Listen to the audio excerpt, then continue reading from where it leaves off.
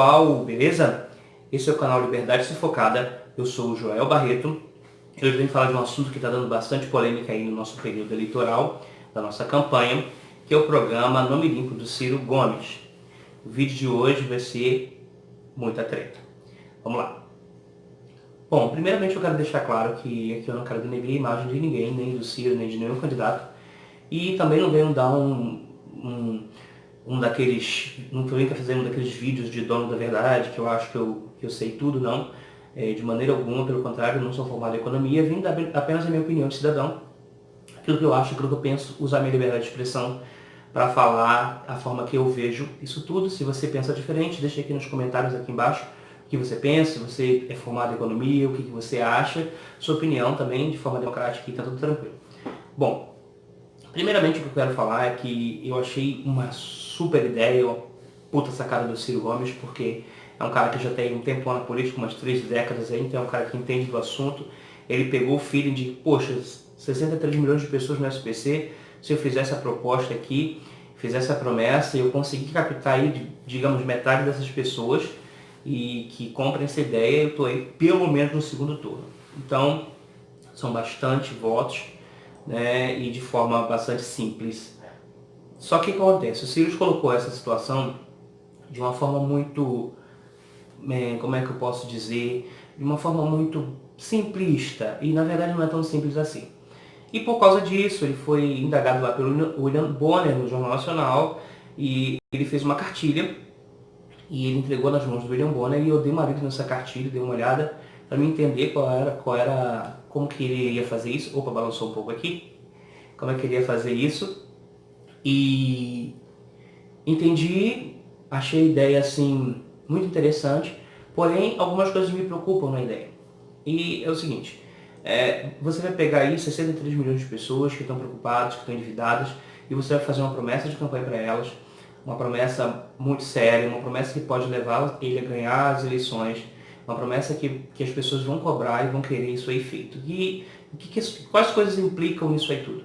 O que acontece é o seguinte, nessa visão do Ciro Gomes, que é uma visão keynesiana, ele vai fazer uma revolução, né? Ele achou a caixa de Pandora na cabeça dele, porque se ele conseguir fazer isso, botar essa ideia em prática, ao mesmo tempo ele vai ter os eleitores dele amando ele e as dívidas pagas, os bancos ganhando dinheiro e aquecendo a economia e tal.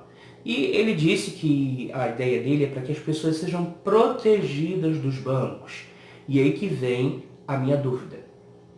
Minha primeira dúvida, porque ele disse que o Estado agora vai ser o protetor das pessoas. O Estado vai mediar essa situação para proteger os seus cidadãos. E aí começam todas as minhas dúvidas, né? Porque o Estado, por costume, principalmente o Estado brasileiro, da forma que ele foi desenhado, ele só ferra com a gente. Então, quando eu li a proposta, eu percebi que, segundo o Ciro Gomes, essa dívida está em torno de 4 mil e pouquinho, em média, e que se ele conseguir negociar com os bancos aí o valor de 70%, essa dívida vai passar para 1.400, 1.400 e pouquinho.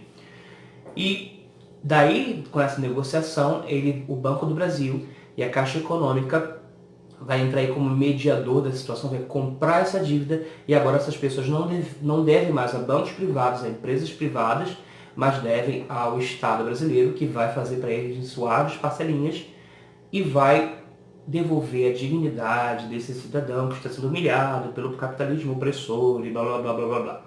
Bom, e aí, depois disso, as pessoas poderão receber crédito novamente, e aí que tem outro problema. Primeiramente, esses bancos eles não vão receber nada. Os bancos eles vão receber zero. Porque os bancos e as empresas, porque muitas dessas pessoas iam simplesmente dar o calote nessas dívidas. Eles não iam pagar essas dívidas. Então, primeiramente, o que o Ciro está fazendo é proteger essas empresas, esses bancos, esse baronato que ele tanto fala, essa elite que vai ficar super feliz, porque vamos combinar, né? Eu não vou receber 4 mil, eu ia receber 0, e agora eu vou receber 1.200. Matemática simples, 1.200, melhor que zero. Então, agora os bancos vão poder receber 1.200 não, desculpa, 1.400. R$ 1.400 em média por essas dívidas, os que aceitarem, as pessoas que aceitarem, claro, mas de zero, o de tomar um gigantesco calote, os bancos vão conseguir receber alguma coisa aí. E ganhar alguma coisa com isso, porque realmente os juros do Brasil são muito altos. E eles ainda podem, a negociação é que eles consigam abaixar os juros até 70% ou 90%, mas vamos dizer que baixou 90%. A pessoa tem uma dívida de R$ 1.000, você tem uma dívida de R$ 1.000 com o banco, e passou um ano e agora está 4 meses essa dívida, que isso é normal aqui no Brasil. E o que o Ciro vai fazer? O Estado vai entrar aí como mediador e vai negociar para essa dívida e cair para 1.100 para o Estado. E aí a empresa que der as melhores condições, abaixar mais os juros, essas empresas vão estar na frente das negociações, vão ser priorizadas. Então o que acontece? 1.100 o Estado conseguiu passar a sua dívida de R$ 1.000, que foi para 4.000 para 1.100. O que ele vai fazer? Ele vai comprar essa dívida e ele vai passar essa dívida para você em suaves parcelas e vai cobrar para você 1.200. Então o Estado ainda vai estar ganhando aí uma boa porcentagem, aí, uma pequena porcentagem. Então ele disse, os bancos vão ganhar dinheiro, os bancos estatais vão ganhar dinheiro. E aí, tudo bem, tranquilo? E aí minha preocupação é a seguinte, que ele disse que nós vamos devolver a dignidade para as pessoas e retomar o consumo das famílias e reaquecer a economia. Keynesianismo puro. O problema nisso tudo aí é que a economia, no pensamento liberal, não se aquece dessa forma. Nós aquecemos a economia com produtividade. Ou seja, para você precisa aumentar a produtividade, facilitar que os negócios sejam feitos, diminuir a burocracia, cortar gastos para que o governo tenha mais confiabilidade, as pessoas tenham mais facilidade de investir no governo, porque agora o governo não está gastando um monte e as pessoas têm mais confiança, maior estabilidade para investir. E aí o que acontece? As pessoas investindo mais, as pessoas poupando mais, porque como que se forma o crédito? A pessoa vai lá, coloca o dinheiro na poupança, vai lá, coloca o seu dinheiro na poupança, o banco vai e empresta para outras pessoas e te paga uma miséria. Então no Brasil praticamente você colocar dinheiro na poupança é pedir para ser roubado, porque a inflação é muito alta e normalmente a poupança rende abaixo da inflação. O que acontece com isso tudo? O governo abaixando todos os gastos, né? Diminuindo impostos, você aumenta a confiabilidade das pessoas investirem. A pessoa investindo e ganhando alguma coisa, ela vai aumentar a poupança. Aumentando a poupança, o empreendedor vai lá, pega o dinheiro emprestado e investe dando certo. Ele tendo lucro, esse dinheiro vai retornar, gera economia, é assim que a gente pensa como liberal. O keynesiano, o que ele pensa? Eu vou dar crédito a essas pessoas, criar um dinheiro fictício, as pessoas vão gastar pra caramba, a economia vai crescer, porque com as pessoas consumindo, as empresas vão vender mais, as empresas vendendo mais, eles vão contratar mais, e a economia vai ficar crescida e vai dar um boom. Só que o problema é que a gente já viu isso várias vezes. O governo Dilma foi exatamente isso, keynesianismo, e também o governo Lula. Aliás, esses 63 milhões de pessoas estão no SPC exatamente por esse tipo de atitude.